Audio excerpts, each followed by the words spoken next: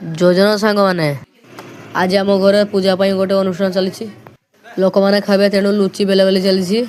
ଆମ ଘରେ ସମସ୍ତେ ଲାଗି ପଡ଼ିଛନ୍ତି ବେଲାବେଲି ପାଇଁ। ଘର କାମ ଚାଲିଛି ତେଣୁ ଆମକୁ ବି କିଛି କରିବା ପାଇଁ ପଡ଼ିବ।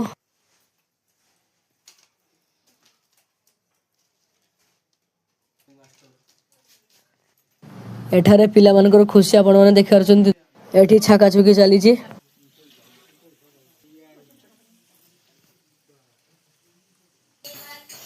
ଏଠାରେ ପୂଜା ଆରମ୍ଭ ହୋଇଗଲାଣି।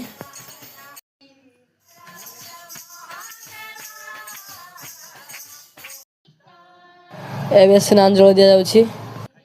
ଆମେ ବି ଟିକେ ନେବା।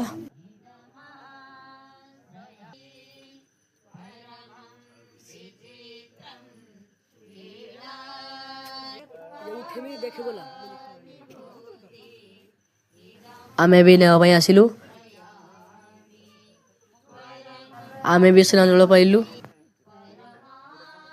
ଏବେ ପୂଜା ଶେଷ ହୋଇଗଲାଣି। ଏବେ ଲୋକମାନେ ଖାଇବେ। ରହିଲୁ। ଜୟ ଜଗନ୍ନାଥ।